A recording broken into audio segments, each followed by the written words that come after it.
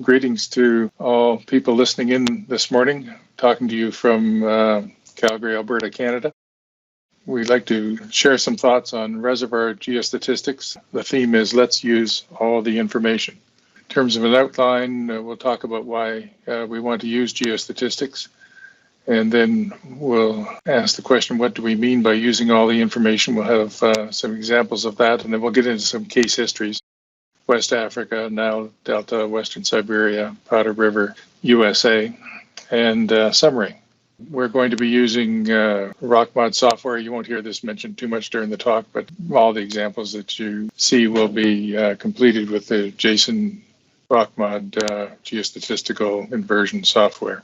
Okay, why geostatistics? What are our technical objectives? Certainly for well planning, we need good reservoir imaging. We need to understand our facies, how they connect with each other. The idea is to use as few wells as possible and to maximize production. Also for reservoir modeling, connectivity of the reservoir is important, flow simulation and history matching, and we'll show some examples of that in the case histories. Another possibility is estimating uncertainty. I like to think of risk as very simply as probabilities times consequences. Generally, the clients understand the consequences, and it's up to us to provide the probabilities.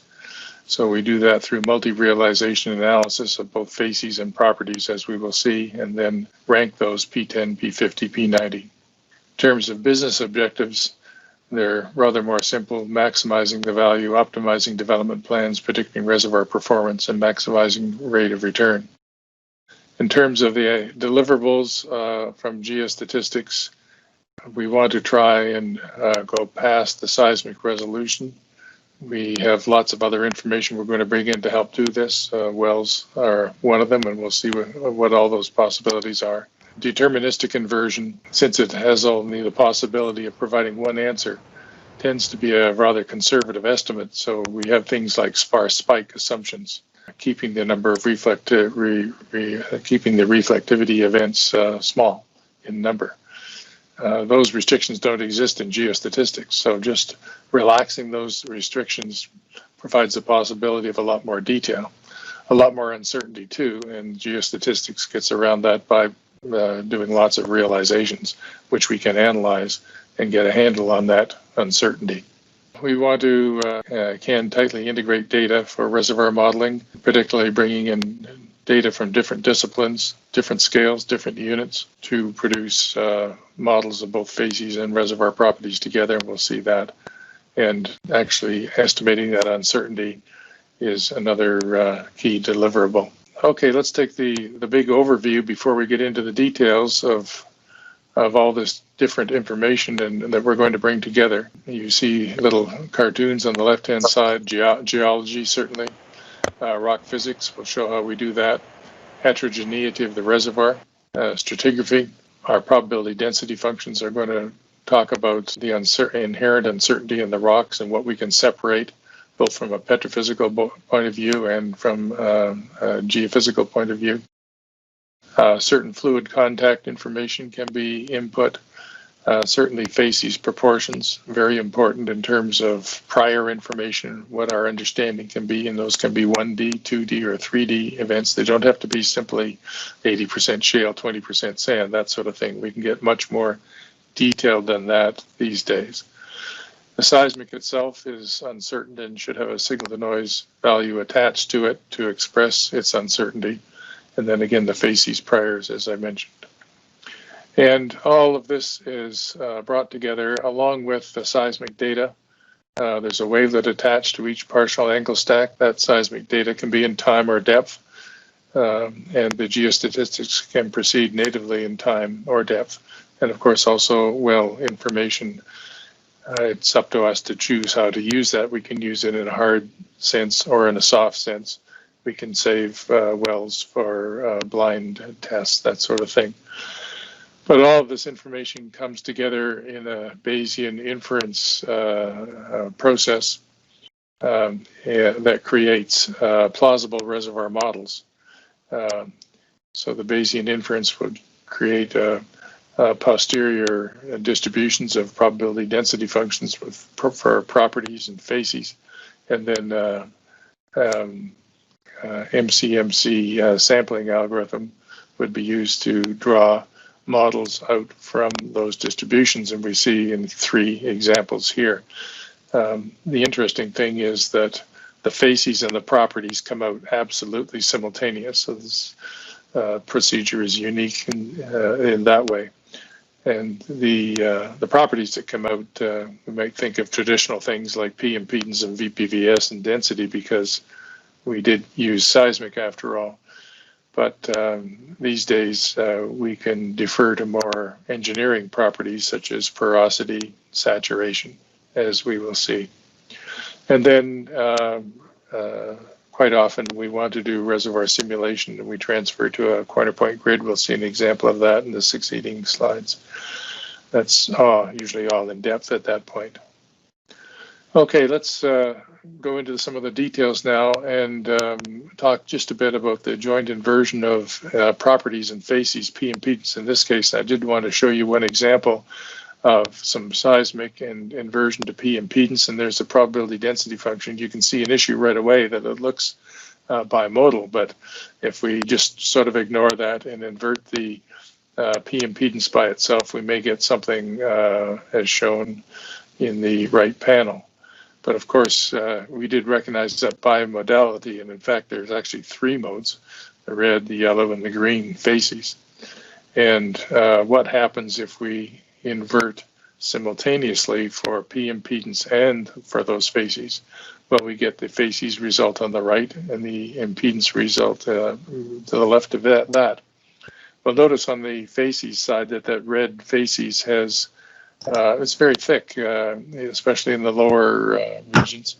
So that's a very low frequency sort of content. In addition to all that high frequency detail going on, we sort of have a thick, low frequency body.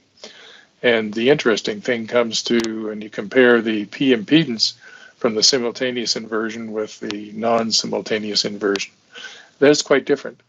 And clearly the P impedance has picked up the expression of that thick facies body, and it's influenced what's happening on the P impedance side, where that expression is lacking when the inversion is done not simultaneously. So yes, just I think I've said all these words already, but it's just adds another a real power of convergence to the solution, especially in the low frequencies. When we invert both the facies and the elastic properties truly simultaneously. Okay, let's look at all the pieces of information that are coming into our solution.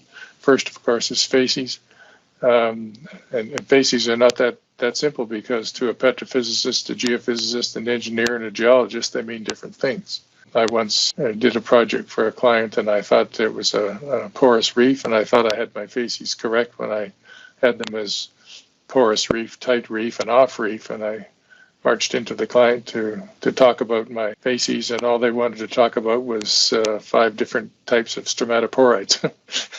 That was what they were interested in, and so we had an exercise to relate that notion of facies to what I was talking about. And it turns out we were able to do it in the end. It's a conversation that definitely needs to take place, because different disciplines have different ideas. And we need, from the geophysical point of view, to understand how many facies the seismic data will support. And we have ways of understanding that and making it easy to understand. But we have to, it's not enough just to understand the petrophysical world. We have to understand the geophysical world too. And then, of course, who's going to use these facies? Is it the engineer, the reservoir simulator? They have other ideas about the facies they want to have in their simulation. So, and then, lost my animation here again. We'll go to prior probabilities, and on the left there we see facies log with different types of facies. The key is on the right-hand side. And we've expressed our prior probabilities, our prior ideas about the facies two ways. One with just constant proportions, with so much percent sand, so much percent shale. But the other way is to put actually a probability trend in, a prior probability trend. We have ways of computing those, but you would probably agree that the right-hand panel looks more like the left-hand panel than the middle one does, and just shows the power of these priors. And when you're doing a Bayesian process, Bayes is nothing more than taking your known data expressed by priors and bringing in new data that's contained in the seismic data and updating your prior information. So the priors are a key component, and you really want to have a good idea of what it is you know and be able to express that into the algorithm. And here's just an example that these priors can be truly 3D. This is from an example from a paper we published in the Leading Edge in February, showing how we can make 3D prior probabilities for three facies in this case. And they're constant but hung on structure, which making them 3D. They can be totally 3D too, if you want. And facies associations are important because we notice this in geology. So we might have a channel, an overbank, and a levee type of facies, but we may notice that the overbank can be composed of shale and muck, but that's only part. It's only that shale and muck is only found in the overbank facies. Similarly, the levee can consist of tight and loose, and the channel itself can be oil, gas, or water. And then the oil in the channel can be light or heavy. All these rules are important to constitute our known information, so they really should be constraints. We express them in sort of a schematic form, both when we design them and just to describe the relationships. And here, if I can just put that out, we see the complex relationships that exist. And when you express it this way, then the geostatistics is guaranteed, mandated, in fact, to obey this this nesting of facies, and you will not see these rules violated, despite producing many realizations with many different solutions. You will never see these rules violated. Also, depth trends are important. So, what can cause trends in depth? Deposition, compaction, cementation processes, overpressuring, and various diagenic processes lead to changes in, example for porosity for sandstone and shale. And then through rock physics, we need to understand how that relates to velocity, P velocity, also maybe shear velocity and density, because those relate directly to the seismic data. We'll see an example in one of our case histories there. Multivariate PDFs, probability density functions, express the uncertainty of the property of the Earth viewed through the properties that we're interested in. Here you see the properties V, clay, and porosity. We can do that simulation in those properties. It doesn't have to be P impedance, V, PVS, and density, which is kind of a traditional way of looking at it. And the heterogeneity of the reservoir can then be supplied through typically variograms. Of course, the variograms are 3D. They can be per layer, per facies, per property, or azimuthally aligned. And industry seems to use the word anisotropic for that, but I don't particularly care for that word since it means something different to me. But anyway, azimuthally aligned and different variograms for the facies and the properties. And then the heterogeneity of the reservoir is a great concern if one is doing flow simulation. So a colleague of mine, Harry DeBea, and you see the paper there at the bottom reference. We can provide all these references later if you like. Compare three methods to a true model, and the true model is in the upper picture. The first method was just a trace by trace with no real lateral continuity at all, and you see that the simulation is very broken up there. And on the plot to the right-hand side, we plot the number of bodies versus body size, and then the red curve corresponds to that method 1. The top picture corresponds to the black curve right at the bottom. And you see there's just so many small bodies. If we do trace by trace lateral conditioning, then things are better in the third panel. We sort of call that semi-3D since it makes limited use of neighboring traces. There's some references there if you're interested in looking up the details. And that would then be the green curve on the right-hand side. You see that we're getting much more continuous results with fewer large bodies. And then we go to the true 3D where we invert in chunks of seismic traces simultaneously. And that's on the right-hand picture, that's the orange curve, which is more or less underlying the black curve. The best way to do simulation for when the final result is going to be flow simulation. And saturation is height functions. Often we want to express saturation above an oil-water contact in terms of an equation that can be done. And we see an example here where the oil saturation is clearly respecting the fluid contact, whereas the porosity is just continuous. It doesn't even know that that contact exists. Rock physics models are important to implement, especially if we want to simulate engineering properties. We have to find some way to relate back to the seismic data. We see an example here of an input rock physics property model on the left-hand side, and the analysis done on the realizations on the right, and clearly the relationships have been honored. And they're pretty much linear here, but they don't have to be linear. In fact, here's an example of a nonlinear rock physics model, in which case it's quite possible to implement this type of scenario. Getting to the seismic, seismic can be offset or angle stacks. In the case of offset stacks, we'll need to supply a velocity model in order to convert internally to angle stacks.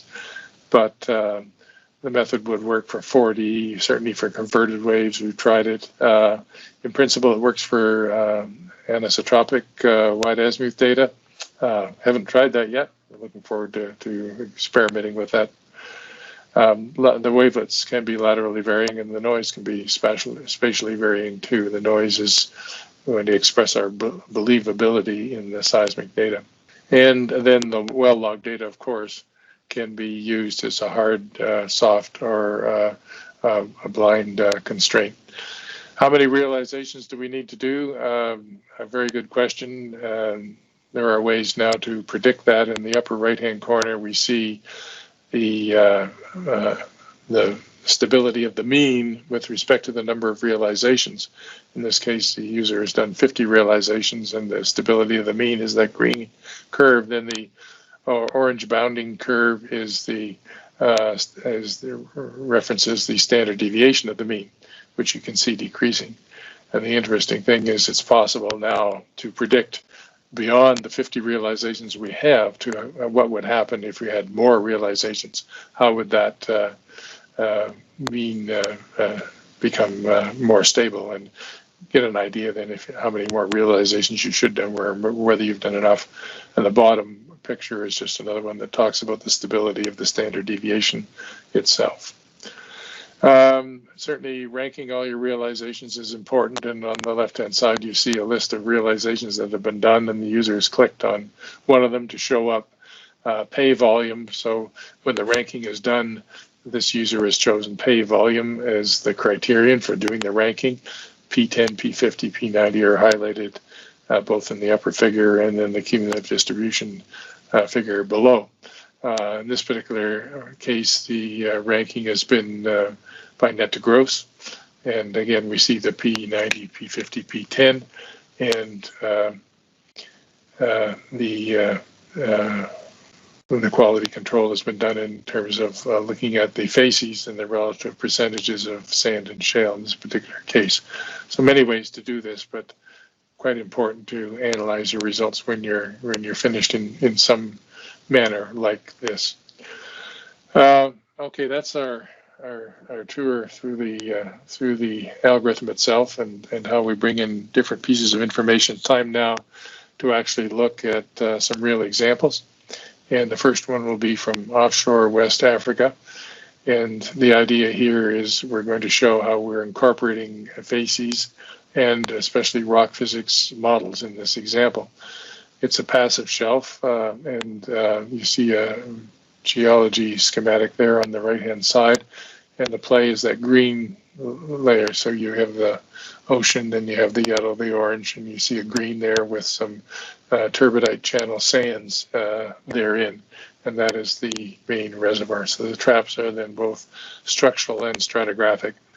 There weren't any major faults in this particular region of interest. They had 5 wells that penetrated the structure and angles that went up to 45 degrees. Should you want to read further, there's a reference there. Here's sort of the inversion workflow. Started with stratigraphic modeling, creating a stratigraphic model. And sort of as a side note at this point, mention how important it is to have a conversation with the geomodeler right at the beginning before any work is started to discuss, as I've alluded to previously, the facies that one might be using, but also the gridding that might be using. The geomodeler might have his own grid. It might be in Pendrel or something like that. You want to import it and populate that particular grid with particular facies of interest. Very important discussions to have before work is started. And then the method of upscale also, some folks use just sort of a brute force oversampling method. We prefer micro layer guided, model guided method of interpolation, which avoids the oversampling. But the net result should be similar. Then we'll do facies definition, rock physics modeling, trend modeling, and the inversion. We'll show the results of these. First, for the facies definition in the petrophysical domain, we're plotting here V clay versus porosity, and we see the main facies, brine, sand, shale, and then 3 types of sand, the yellow and the orange being the most important. And then very important, to, as I said before, to look at it in the elastic domain to make sure that what is separable in petrophysics is also separable in the elastic domain, and here we see that indeed it is. Now to the rock physics model, and it's kind of a detailed schematic here. If we can follow it across from the left to the right, the P box is pressure, and we use a Hertz-Midland method to incorporate pressure and modified hashing Strickman for the porosity to create dry elastic moduli for the sandstone and the shale in this case. We want to add fluid substitution, which we're going to do with Gassman. First, we need the water saturation. So back to the left-hand side there, we've got porosity, empirical relations for permeability on a per facies basis to get our permeability, and then cap pressure models on a per facies basis to get water saturation. That goes into the Gassman, and out comes elastic properties of saturated rock, which can then be related back to P impedance, Vp, and Vs. So we see a connection to the seismic sort of on the lower right and in the petrophysical on the left. And the reason I've colored some of these pink and some of them orange, the pink things are the ones we're going to simulate. So the interesting thing is you can simulate anything on this chart that you want, because they're all connected. And as long as you input information that expresses those connections, you can simulate anything. So it doesn't have to be like P impedance, PPVS. So before we see results, let's look at the facies definition one more time.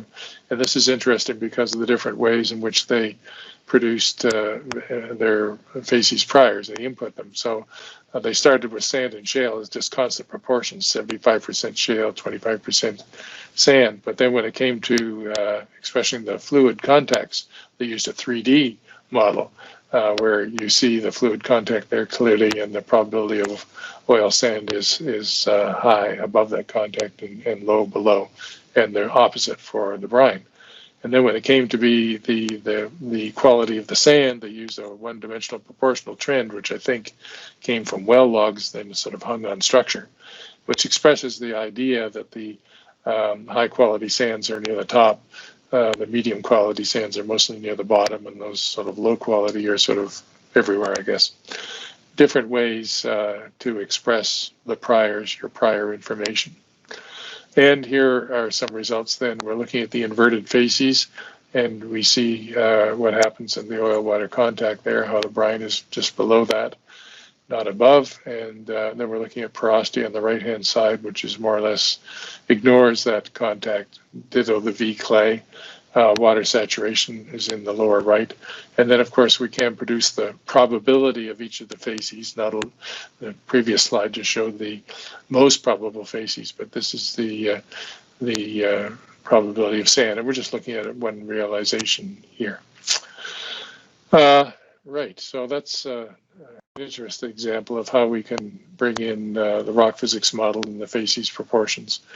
They didn't actually. We're going to show another example actually which we're going to use to understand reservoir heterogeneity and production, and it's from the Abu Madi Formation in the Nile Delta, upper Miocene fluvial marine. You see a schematic there of the geology with an arrow pointing to the top of the Abu Madi, where sandstone is intercalated with siltstone and shale, and the big thing here is interformational shale baffles, which can inhibit communication. And that's the big thing here. It was noticed, I'm just going to highlight with my bouncy pink rectangles there, the pressure log. And we see that the pressure is dropping in this northern area of the reservoir below that shale barrier. So the question is now, is the northern area and the southern area, are they in communication? And important thing that they wanted to use reservoir simulation to figure out. And we see they have 6 partial angle stacks here with angles up to 42 degrees. And let's look at some of the results of not the inversion itself, but just the facies from deterministic inversion. So we've done a deterministic inversion with a Bayesian facies analysis after that. And the white arrow points to the northern area of the lower Abu Madi, where you can see no events. So the deterministic is not going to be good enough. We're going to need the geostatistics to help improve that resolution in terms of now we do see some events in that lower Abu Madi. But the question is how they communication and the communication with the southern area, which just from a facies perspective looks so different. There are many more sand events there on the south. So here's what we're going to do: co-simulate reservoir properties, the engineering properties, V clay, and effective porosity. You see that done here, and we're seeing on the porosity side some events in the lower Abu Madi in the north. Are they connected to the south is the question. Permeability was modeled just using per rock type series of models. And then the realizations that came out of geostatistics were ranked P10, P50, P90, and we're going to go ahead and show, at least the authors show the results for the P50. It's important to create a structural model prior to, in the process of doing the geostatistics, and especially when we upscale to a corner point grid. And we see an example of the complexity of that model in the lower left, where we have several events and several faults which have to be modeled, honored, and everything has to be sealed. And then the upscaling is done to the corner point grid, and we see an example on the right-hand side of upscaling V clay and facies, where the reservoir grid is on the left and the corner point grid is on the right, and suggest that it seems to have come off very nicely. Then pressure changes were modeled from 2007 to 2012. Starting in the upper left with February 2007, and then running the model forward using the P50 model, and we start to see pressure drops, not exactly the same, but certainly similar on both the north and the south. And as we continue through to April, it gets lower pressure drop, and then into September 2011, and finally December 2012. where there is clearly some communication now between the north and the south, which was initially a surprise given the different levels of sand contact. But the suspicion was there from observations at wells and confirmed by the reservoir simulation. Next example is going to be about predicting production. Now, in the last example, the authors didn't at least publish matches to production history. It would have been very interesting if they had. Their paper was all about the pressure drop, but we didn't get any production history information. Well, in this particular case, we do. It's Western Siberia, the Neo-Comian interval, and you see a schematic of the reservoir there. The yellow on the west is wet, and the blue on the right is not. Net pay 5 to 18 meters, porosity 15 to 17%. And this field has been in production for some time. There's several exploration and production wells. And one of the issues was an apparent variability, spatial variability in the oil-water contact, which is not well understood or expected.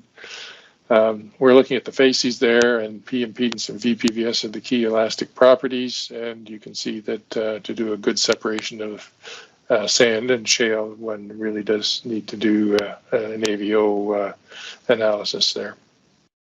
And so the authors compared two different geologic models. In the top one, they didn't use seismic at all, and the bottom, they used seismic with the geostatistical inversion. On the top, you see very lateral continuous bodies. It's really the variograms that are driving the lateral variation. And on the bottom, it's the variograms, yes, but it's also modified by the seismic data. So you think things are much more discontinuous and laterally variable. And this shows up in the net pay maps on the right-hand side. The model number one probably looks like a prettier, nicer net pay map than the somewhat messy one on the bottom, which has got a lot more details. But we wonder if some of the high pay in the upper figure are due simply to the extrapolation of good facies by the variograms. And here is an example of a summary of results where they've done a number of realizations and they've plotted the frequency that reservoir was encountered. And so red is when the reservoir was encountered many realizations, and the blue is when it was infrequently encountered. And the interesting part there is that tiled stratigraphy thing that you see in the middle that starts to speak of separation of the reservoir into compartments. And in fact, the oil water contacts were different, as you see on the right-hand side on the left. And this starts to explain now maybe how this can happen. P impedance for reference is shown in the bottom. We're pointing an arrow to the region of interest, which is not well marked by the P impedance, of course, at all. And this analysis led to the base map that you see on the right-hand side showing the compartmentalization that's going on in the reservoir. It's a little more complicated view than we first had in the first slide. And then facies and there's porosity and permeability maps also were derived. But the interesting thing comes when they went to drill a new well, and you see that in the upper left, in the upper side part in the middle, the well track there for that new well. Net to gross predicted was 0.92 and it was actually 0.88, so it was good. But the really interesting thing was trying to predict the production history. And a production rate was observed for mid-2009 all the way up to 2013. And then the reservoir simulation was done with both of the models, the one using the seismic and the one not using the seismic. And no seismic, you get the blue curve, and it's got the overall trend all right, and it's got a lot of the character that we see in the black curve, although it's doesn't seem to have the swings and variations, maybe just correct. And if we put it on the seismic here, which is slowly coming in on my screen, it might be all at once on yours, it's hard to say. But anyway, a much more faithful representation of the production history with a lot of the variations shown. And actually, no modifications were made in the static model. It was this match to history was just good enough right out of the box, as it were. Then show you one more example here from the Powder River Basin, where we're predicting fracking behavior. And Powder River is on the map. It's a Cretaceous map you're looking at, where we have the seaway running from the Arctic Ocean all the way down to the Gulf of Mexico. But in present day, it would constitute Wyoming, Colorado, Nebraska, that sort of area. It's the Nile Formation, which is a chalky marl shale. Mature rocks are found deeper at 5,000 feet.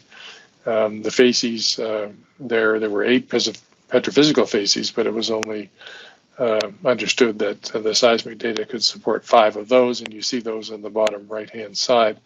The yellow and the orange facies with the lower VPVSs are the ones that produce the sweetest reservoir rocks.